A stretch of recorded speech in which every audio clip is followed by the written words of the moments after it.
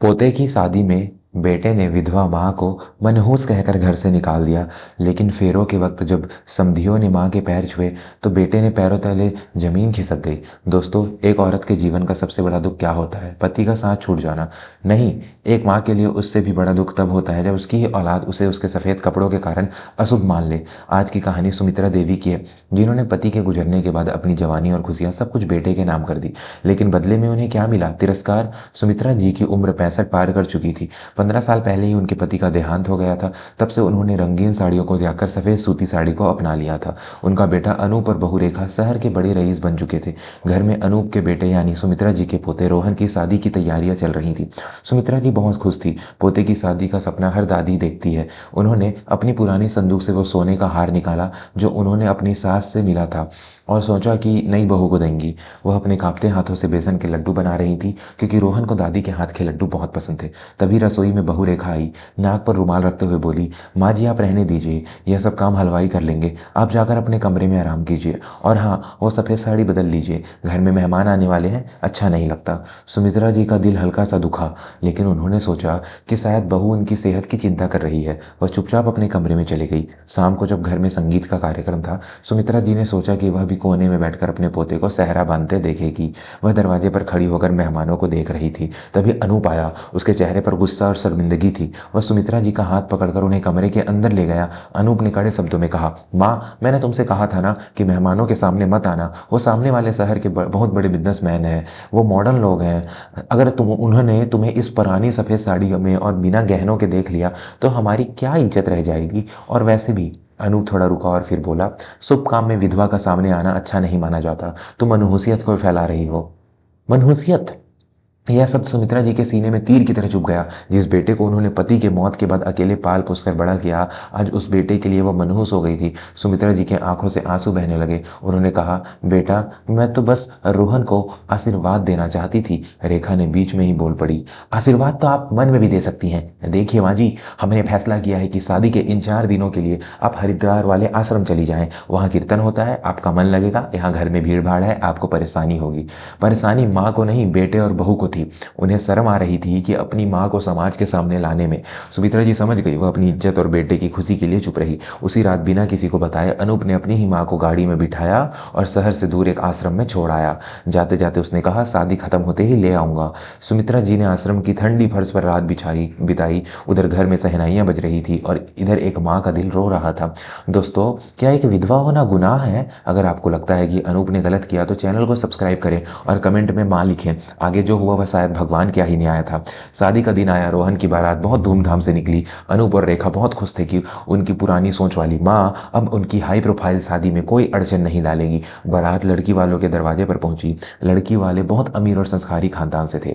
स्वागत के समय लड़की के पिता मिस्टर खन्ना और उनकी बुजुर्ग माँ लड़की की दादी दरवाजे पर खड़े थे। मिस्टर खन्ना ने अनूप और रेखा का स्वागत किया, लेकिन उनकी नजरें बार बार किसी को ढूंढ रही थी। लड़की की दादी ने आगे बढ़कर पूछा, अरे दूल्हे की दादी नहीं दिखाई दे रही? हमने सुना था वो कि सुमित्रा जी आपके साथ रहती है, कहाँ है वो?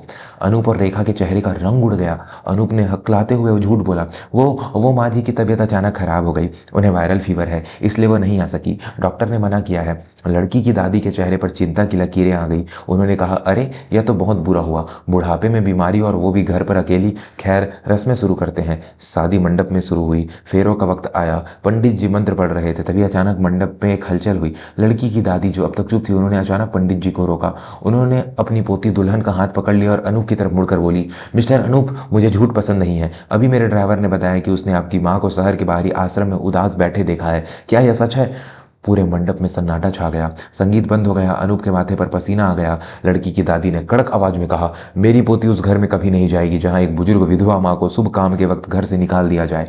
जिस घर की नींव ही माँ के आंसुओं पर टिकी हो, वो घर कभी खुशहाल नहीं रह सकता। यह शादी अभी और इसी वक्त रुकती है। रेखा घबरा गई। इज्जत का सवाल था। उसने बात संभालने की कोशिश की, अरे नहीं माता जी, वो तो अपनी मर्जी से गई है। वो विधवा है ना, वो खुद ही नहीं आना चाहती थी, अब शगुन के डर से। यह सुनते ही लड़की की दादी गुस्से से लाल हो गई। उन्होंने कहा, कहा, अपशकुन, विधवा होना अपशकुन नहीं है, अपशकुन तो तुम्हारी यह घटिया सोच है। तुम भूल गई कि मैं भी एक विधवा हूँ, मैंने भी सफ़ेद साड़ी पहनी है, तो क्या मैं भी अपनी पोती की शादी में मनहूस हूँ? रेखा की बोलती बंद हो गई। दूल्हा रोहन, जिसे अब तक कुछ पता नहीं था, उसने जब यह सुना तो उसके सामने उसने अपना सेहरा उतार फेंका। वो अपने पिता के सामने खड़ा हो गया और चिल्लाया, पापा, आपने मुझसे झूठ बोला कि दादी बीमार है, आप दादी को आश्रम छोड़ाए। शर्म आती है मुझे कि मैं आपका बेटा हूँ। रोहन ने ऐलान कर दिया, मैं यह शादी तब तक नहीं करूँगा जब तक दादी यहाँ नहीं आती, और दादी अब आश्रम से नहीं, मैं खुद उन्हें सम्मान से लेकर आऊँगा। रोहन उसी वक्त मंडप छोड़कर अपनी कार की तरफ भागा। लड़की के पिता ने भी अपनी गाड़ी निकाली। आधे घंटे बाद जब रोहन सुमित्रा जी को लेकर मंडप में लौटा तो नज़ारा देखने लायक था। सुमित्रा जी वहीं सूती सफ़ेद साड़ी पहने थी, आंखों में आंसू थे। जैसे ही सुमित्रा जी ने मंडप में कदम रखा, लड़की की दादी, जो बहुत अमीर खानदान की थी, अपनी कुर्सी से उठी और दौड़कर सुमित्रा जी के पास गई। उन्होंने सुमित्रा जी के पैर छुए। सब हैरान रह गए, इतनी अमीर औरत एक साधारण विधवा के पैर छू रही है। लड़की की दादी ने कहा, सुमित्रा बहन, आपने मुझे पहचाना नहीं? 20 साल पहले जब मेरे पति का एक्सीडेंट हुआ था और हम सड़क पर मदद मांग रहे थे, तब आप ही थी जिन्होंने अपनी साड़ी फाड़कर मेरे पति के खून को रोका था। उस दिन आपने सफ़ेद साड़ी नहीं पहनी थी, लेकिन आज आप जो भी पहने, मेरे लिए आप देवी हैं। अनूप और रेखा तो जैसे जमीन पर गिर गए, गड़ गए। जिस माँ को वो मनहूस समझकर छिपा रहे थे, वही माँ आज उनके समधियों के लिए भगवान निकली। लड़की की दादी ने अनूप से कहा, जिस माँ को तुमने छुपाया, उसी माँ के कारण आज तुम्हारी यह शादी हो रही है। अगर ये नहीं होती तो आज मेरी पोती तुम्हारे घर की बहू कभी नहीं बनती। Oh my God. दोस्तों, अभी कहानी का सबसे बड़ा मोड़ बाकी है। क्या सुमित्रा जी अपने बेटे को माफ़ कर देंगी? जानने से पहले अगर आप मानते हैं कि विधवा माँ का सम्मान करना चाहिए, तो वीडियो को लाइक करें और चैनल को सब्सक्राइब करें। 70% लोग वीडियो देखते हैं पर सब्सक्राइब नहीं करते, प्लीज़ सपोर्ट करें। सुमित्रा जी ने अपनी समधन को गले लगाया। रोहन ने अपनी दादी के पैर पकड़ लिए और रोते हुए माफ़ी मांगी। अनूप और रेखा भी दिखावे के लिए ही सही माँ के पैरों में गिर पड़े। माँ, हमसे गलती हो गई, घर चलिए। लेकिन सुमित्रा जी ने जो किया उसने सबको चौंका दिया। सुमित्रा जी ने रोहन के सिर पर हाथ रखा, उसे आशीर्वाद दिया, बहू को सोने का हार दिया और फिर अनूप की तरफ देखकर बहुत शांत आवाज़ में बोली, बेटा, शादी संपन्न हो गई, मेरा आशीर्वाद पोते के साथ है, लेकिन अब मैं उस घर में वापस नहीं जाऊंगी। अनूप ने कहा, माँ, लोग क्या कहेंगे, मेरी नाक कट जाएगी। सुमित्रा जी ने मुस्कुराते हुए कहा, बेटा, तुम्हें अब भी अपनी नाक की पड़ी है, मेरे आत्मसम्मान की नहीं। जिस घर में मेरे सफ़ेद कपड़ों से दीवारें काली होती हों, वहाँ मेरा रहना ठीक नहीं। मैं आश्रम में ही रहूंगी, वहाँ कम से कम मुझे इंसान तो समझा जाता है, मनहूस नहीं। सुमित्रा जी ने फैसला नहीं बदला। रोहन ने कसम खाई कि वह अपनी दादी के लिए एक अलग घर बनाएगा और उनकी सेवा करेगा, लेकिन अपने माता पिता के साथ नहीं रहेगा। शादी हुई, लेकिन अनूप और रेखा उस भरी महफिल में अकेले पड़ गए। उनके पास पैसा था, रुतबा था, लेकिन अपने ही बेटे और माँ की नज़रों में वो गिर चुके थे।